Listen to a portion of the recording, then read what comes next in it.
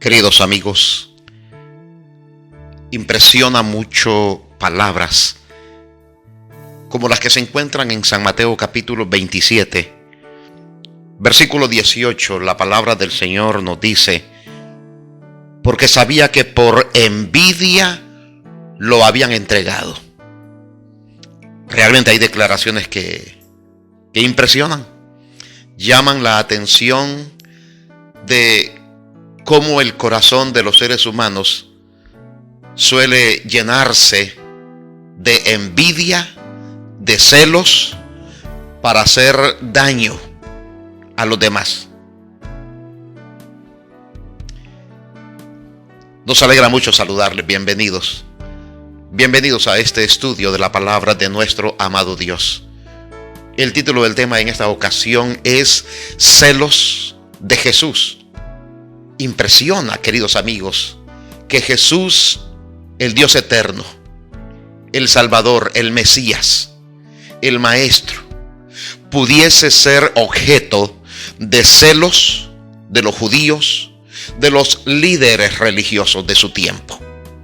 Tanto así, como dice la palabra del Señor, llegaron ellos al punto de hacerle daño, de atentar contra su vida, contra su existencia. La palabra de nuestro amado Dios en esta declaración de San Mateo capítulo 27 versículo 18, que nos dice: porque sabía que por envidia lo habían entregado. Realmente no está hablando tanto de que Jesús sabía eso, porque Jesús sabe todo. Jesús sabía cuál era la intención de los líderes religiosos. Pero aquí está hablando de Pilato. Pilato sabía perfectamente cuáles eran las intenciones que había en el corazón de estos líderes religiosos. Repasemos, queridos amigos, los primeros versículos de San Mateo capítulo 27, concentrándonos específicamente en lo que Jesús hizo. La palabra del Señor nos dice: venida la mañana, todos los principales sacerdotes y los ancianos del pueblo entraron en consejo contra Jesús para entregarle a muerte. Y le llevaron atado y le entregaron a Poncio Pilato, el gobernador. Entonces Judas, el que le había entregado, viendo que era condenado, devolvió arrepentido las 30 piezas de plata a los principales sacerdotes y a los ancianos, diciendo: yo he pecado entregando sangre inocente. Mas ellos dijeron: ¿qué nos importa a nosotros? Allá tú. Y arrojando las piezas de plata en el templo, salió y fue y se ahorcó. Los principales sacerdotes, tomando las piezas de plata, dijeron: no es lícito echarlas en el tesoro de las ofrendas, porque es precio de sangre. Y después de consultar, compraron con ellas el campo del alfarero para sepultura de los extranjeros, por lo cual aquel campo se llama hasta el día de hoy campo de sangre.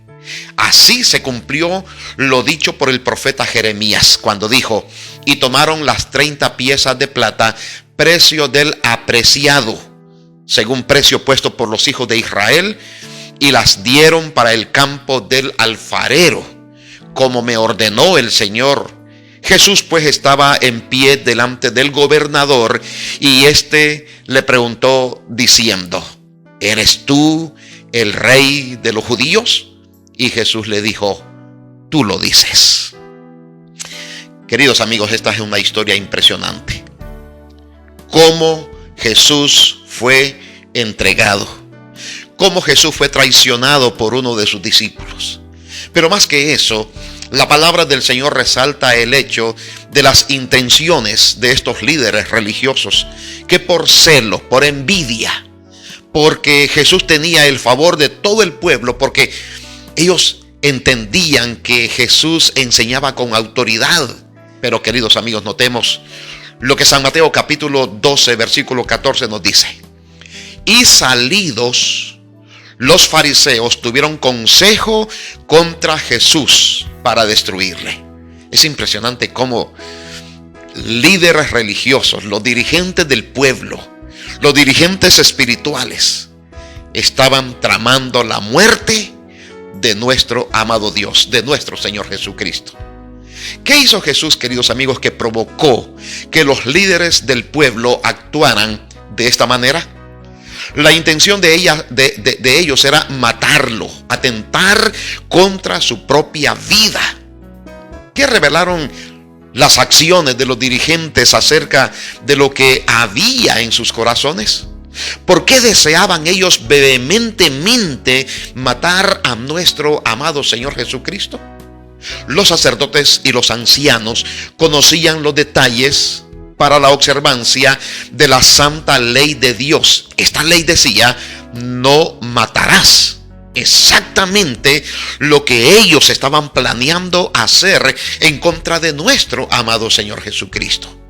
Pero su visión de la vida religiosa era tan pequeña que perdieron de vista el núcleo de la verdadera religión, que es la misericordia, la bondad, la compasión.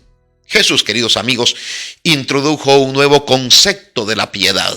Y el pueblo de Israel, incluyendo a los líderes religiosos, escucharon las buenas nuevas de salvación, la verdadera adoración a nuestro amado Dios. Esta era la enseñanza de nuestro Señor Jesucristo: una entrega correcta, una relación acertada con nuestro amado Dios.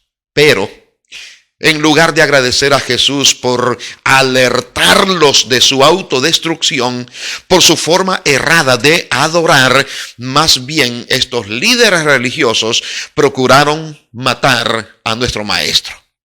Cuán a menudo, queridos amigos, los celos ciegan a las personas acerca de cosas que son obvias. Después de todo lo que Jesús hacía milagros, curaciones, expulsión de demonios.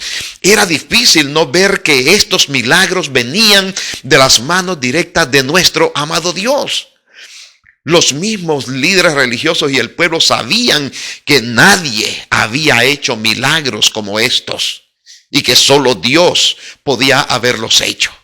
La evidencia, queridos amigos, debería haber sido sumamente convincente para los líderes y el pueblo de Israel, el pueblo de Dios. En San Mateo capítulo 11, versículo 4 y el versículo 5, nuestro Señor Jesucristo contestó a los mensajeros de Juan el Bautista. Porque aún Juan el Bautista como que sintió cierta duda acerca del ministerio de nuestro Señor Jesús.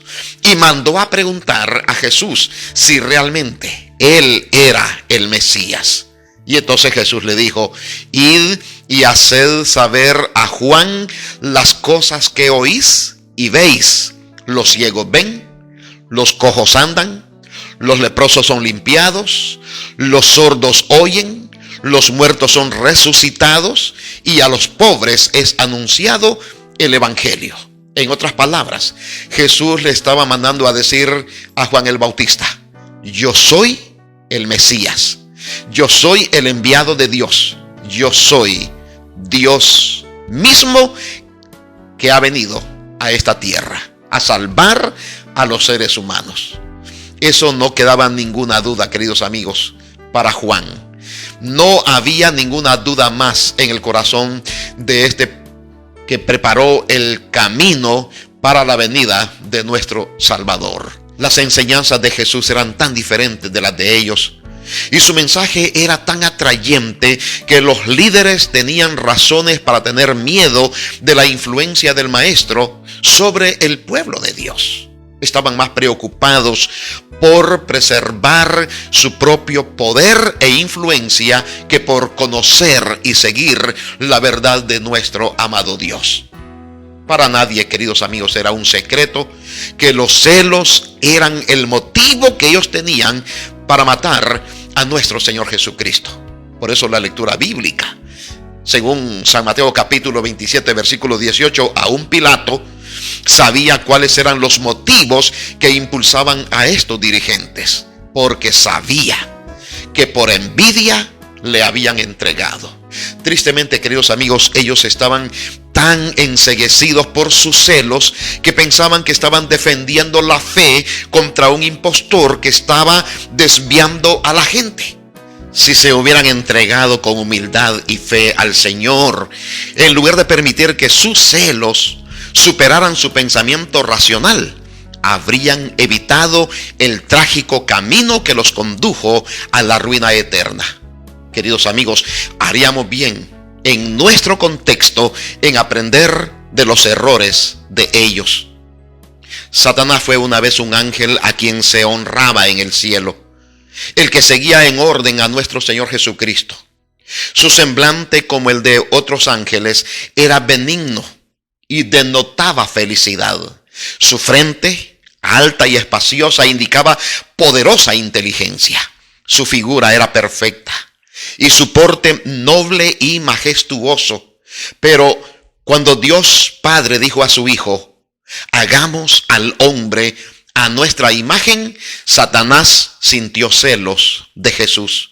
Deseó que se le consultase acerca de la formación del hombre, y porque esto no se hizo, se llenó de envidia, celos y odio en contra de nuestro Salvador, en contra de Jesús, en contra del Hijo de Dios y en contra del reino de nuestro querido Padre. Deseó recibir los más altos honores después de Dios en el cielo. Queridos amigos, cuando los celos y la envidia anidan en nuestros corazones, estamos en las condiciones perfectas para toda obra perversa y destructiva. Queridos amigos, uno de los más grandes defectos del carácter de las personas es su amor al favor popular y al ensalzamiento propio, es decir, la exaltación de su orgullo. Este rasgo ejerce una influencia dominante en las acciones y el pensamiento de los individuos. Por lo tanto, sus acciones llevan la marca indeleble de su deseo de alabanza y ensalzamiento propio. Los celos inducen a destruir a aquellos que se interponen en los deseos de ser el primero en la estima de los hombres. ¿Te ha asaltado ese sentimiento perverso y destructivo en algún momento? Cuando hacen un reconocimiento público de las capacidades de otros, el celoso sufre por no ser él quien reciba los honores. Ojalá que nunca abramos nuestro corazón a esa dañina influencia que nos destruye y que nos aleja de la influencia salvadora de nuestro amado Señor Jesucristo. Porque, queridos amigos, en el camino de la vida necesitamos a un amigo que nos fortalezca, que nos entienda, en quien podamos confiar y que nos transforme para hacer bendición para otros. Sin duda, ese ser anhelado se llama Cristo, la rosa de Sarón, el lirio de los valles, el maestro de Galilea, nuestro creador y sustentador, el divino caminante que nos acompaña. Queridos amigos, hagamos de Jesús nuestro Salvador personal. Él nos va a dar la fortaleza para evitar los sentimientos negativos de la envidia, del celo, en contra de nuestro semejante, en contra de nuestro prójimo. Y nos va a permitir la influencia de Cristo estar satisfechos con lo que nosotros tenemos y con lo que nosotros somos. Que Dios te bendiga, que Dios te fortalezca, que Dios te ayude. Ven a Jesús, entrega tu vida a nuestro Salvador y Él te transformará. Te va a bendecir abundantemente. Amén y amén.